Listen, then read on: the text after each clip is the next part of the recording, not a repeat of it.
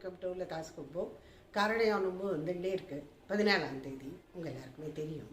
So இன்றைக்கி நான் வெள்ளடையும் உப்படையும் உங்களுக்காக பண்ணி காமிச்சிட்ருக்கேன். சும்மா சாம்பிளுக்கு தான் ஒரு சின்ன டம்ளரால் எடுத்துன்னு தான் பண்ணியிருக்கேன்.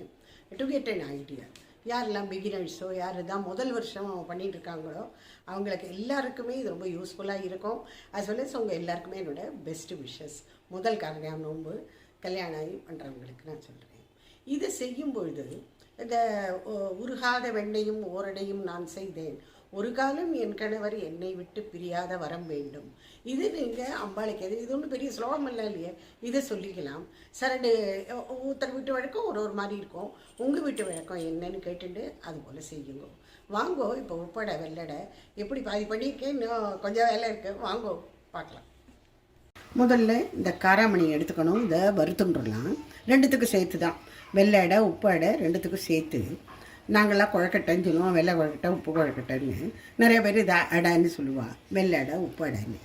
இதுக்கு காராமணி சில பேர் சேப்பு கலர்லேயும் போடுவாள். நாங்கள் வெள்ளை இதுதான் நாங்கள் யூஸ் பண்ணுவோம், அதனால் இது வாங்கிட்டு இதை கொஞ்சமாக வறுத்துன்றணும்.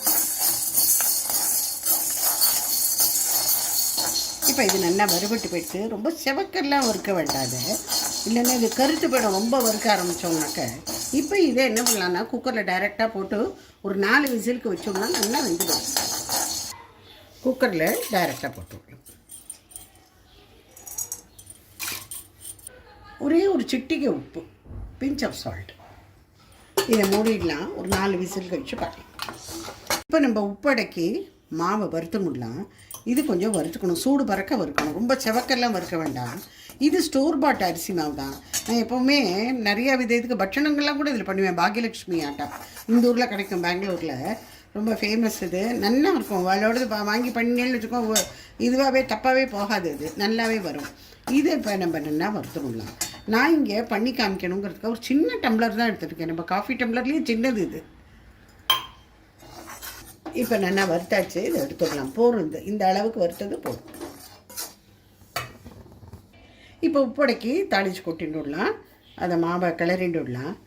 இங்கே நான் ஒரு 1.5 டேபிள் ஸ்பூன் எண்ணெய் வச்சுட்டுருக்கேன். அதில் ஃபஸ்ட்டு கடுகு போட்டுடலாம்.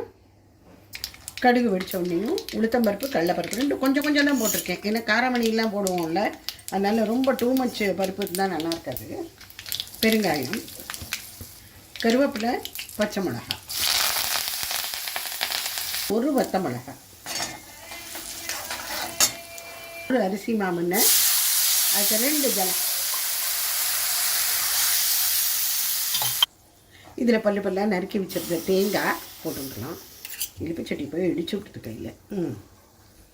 உப்பு போட்டுடலாம். காராமணி வேக விட்டது அதையும் போட்டு ஆரம்பிச்சு கொடுத்தோம். நிதானமாக மொல்லமாக போட்டுன்னு இந்த கலருங்க. ஒன்றும் ஆகாது, பயப்படவே தேவையில்லை. பிகினர்ஸ்க்கு சொல்கிறேன். ஆகிடும், உடனே கெட்டி ஆகிடும். பிறகு உப்புமா மாதிரி ஆகிடும். ஒரு தோசை திருப்பினாலேயோ ஸ்பூனாலேயோ இந்த கரண்டியில் ஒட்டின்னு இருக்கிறதெல்லாம் இந்த மாதிரி எடுத்துடணும். இது நல்லா உப்புமா மாதிரி ஆகிட்டு இந்த ஒரு பாத்திரத்தில் போட்டு அப்படியே மூடி வச்சுடலாம் ஒரு 5-10 மினிட்ஸ்க்கு. அதுக்கப்புறமா நம்ம இதை வெயிட்டில் வச்சு எடுக்கணும், அதாவது ஸ்டீமிங் பண்ணணும். இதை மூடி வச்சிடணும்.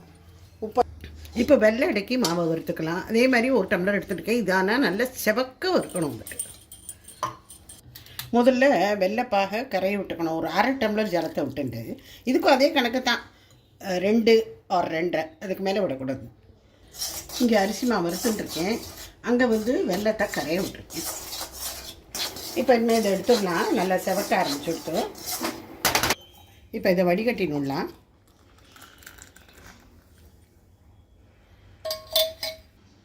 இப்போ இந்த வெள்ளை பாகு இதில் ஊற்றிடலாம். பாகில் வெள்ளம் கரையை விட்டோம்னா வடிகட்டி வச்சுருக்கோம். மாவு ஒன்றுன்னு உப்படைக்கு நம்ம 2 போட்டிருந்தோம், இதுக்கு 2.5 வச்சுக்கலாம், இன்க்ளூடிங் திஸ் வெள்ளை வாட்டர் விட்டுட்டேன். இப்போ 2.5. இப்போ இதுலேயும் இந்த தேங்காய் பல் வச்சுருந்தோம்ல அதை போட்டுடலாம். ஏலக்காய் பொடி, இந்த காராமணியும் போட்டுடலாம். இது இப்போ கொதி வரட்டும். ஒரு கொதி வந்ததுக்கப்புறமா நம்ம மாவை போட்டு கலக்கலாம். இப்போ இதை அடை தட்டிடலாம். உப்படையை இந்த மாதிரி கையில் சின்னதாக மோல ரவுண்டாக எடுத்துக்கோங்க, உருண்டையாக. அப்புறமா அப்படி உள்ளங்கையில் வச்சு ஒரு அமுக்கு அப்படி அப்படி இப்படி லேசாக ப்ரெஸ் பண்ணினேன்ல ஓரமெல்லாம் விரியாமல் இருக்கணும், கிராக் மாதிரி ஆகாமல் இருக்கணும். இந்த மாதிரி வச்சுக்கணும். இப்போ இதை தட்டில் வச்சு ஸ்டீம் பண்ணி விடலாம். இட்லி தட்டு இருக்கும் இல்லையா, அதில் வச்சு அது இது ஒரு 7 மினிட்ஸ் வச்சா போதும். இட்லிக்கு வைக்கிற மாதிரி தான். ஏன்னா இது ஏற்கனவே மாவு வெந்துதுன்னு இருக்குது, கிளறி இருக்கோமே. இது வச்சுட்டேங்க வெயிட்டில் ஒரு 7 மினிட்ஸ் கழிச்சு பார்க்கலாம். இப்போ இந்த மாவை கொட்டி நம்ம கலந்துடலாம். இது வெள்ளை அடக்கி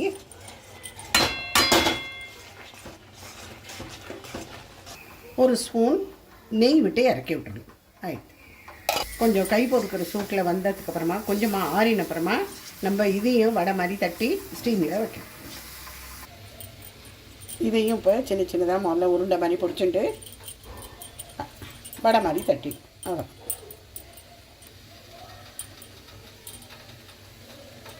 வெள்ளை அடையும் நம்ம ஸ்டீம் பண்ணிட்டுலாம். இதுவும் அதே மாதிரி 7 to 10 மினிட்ஸ் வச்சா போதுமானது. இந்த வெள்ளை அடையும் எடுத்துடலாம். ஆயிடுத்து. இங்கே நான் இலை போட்டு இதில் அடையெல்லாம் வச்சுருக்கேன். வெள்ளை அடை, உப்படை, வெண்ணெய் இது கண்டிப்பாக இருக்கணும். கூடவே வெத்தலைப்பாக்கு, பழம், சரடுலேயும் ஒரு பூவை சுற்றி வச்சுக்கணும், பூவை கட்டியும் வச்சுக்கணும். உங்கள் இடத்துல எத்தனை பேர் இருக்காளோ அதை கணக்கு பண்ணிவிட்டு தனித்தனி இலையில் அந்த மாதிரி வச்சுக்கணும். மார்ச் 14 சனிக்கிழமை அன்னைக்கு இது வருது. மாசியும் பங்குனும் கூடுற நோம்புன்னு சொல்லுவாள், காரணையா நோம்புன்னு சொல்கிற வழக்கம். இது ராத்திரி 7:30லேருந்து 8:30க்குள்ளே நம்ம சரடு கட்டிக்கணும். இப்போ வேலண்டைன்ஸ் டே, அதெல்லாம் ஒன்றும் கிடைக்கலன்னு வச்சுக்கோங்களேன். இந்த போட்டியத்துக்கு காரணையா நோம்பு நான் கிடைக்கும்னு எதிர்பார்க்கிறேன். என்ன எதிர்பார்த்துன்னு தானே இருக்கணும், நம்ம எக்ஸ்பெக்ட் பண்ணணும் இல்லையா? அதனால் விரதமெல்லாம் அது என்ன கிடைக்கிறதுங்கிறத பொறுத்து இருக்குது. இல்லைன்னா ஏதாவது உப்புமாவை கிளறி திங்க வேண்டியதாக எல்லோரும் சுத்தம் பண்ணியிருப்பா, என்னால் இருக்க முடியாது. அதுக்கு சொல்கிறேன், பலகாரமாக ஏதாவது சாப்பிட்டுடலான்னு. ஸோ உங்களுக்கு இந்த நான் அடை பண்ணி காமிச்சது இந்த வெள்ளை அடையும் உப்படையும் யூஸ்ஃபுல்லாக இருக்கும்னு நான் நம்புகிறேன். பை ஃப்ரெண்ட்ஸ், எல்லோரும் நல்லா சந்தோஷமாக கொண்டாடுறேன்.